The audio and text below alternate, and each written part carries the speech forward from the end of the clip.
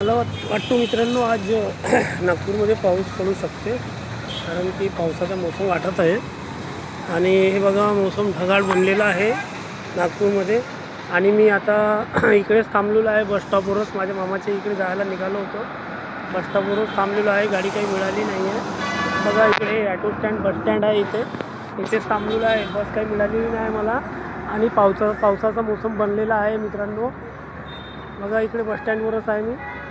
आणि पाऊस कधी बी कोणत्या पण क्षणामध्ये पाऊस पडू शकतो.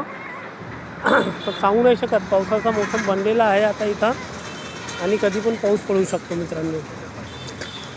आता माहीत पडेल आता किती वेळ लागते तर इथे आता गाडी किंवा बसेस यायला.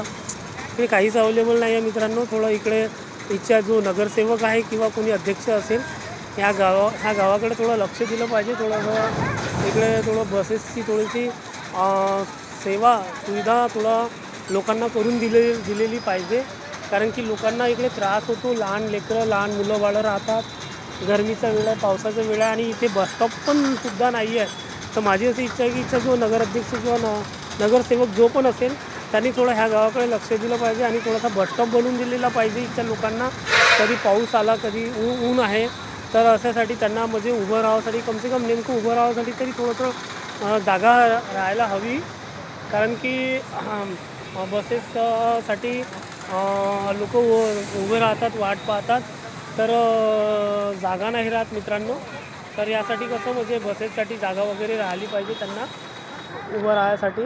हीच माझी थोडी शासनाकडून मागणी आहे की लोकांना उभं राहायसाठी बसस्टॉप तरी तुम्ही प्रोव्हाइड करा.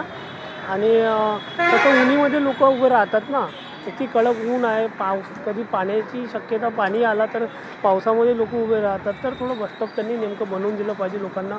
बसची वाट जेव्हा पाहतात तर बससाठी ती वाट पाहताना उभं राहायसाठी. ठीक आहे मित्रांनो, बाय. माझ्या चॅनलला सबस्क्राईब करा, लाईक करा, कमेंट करा.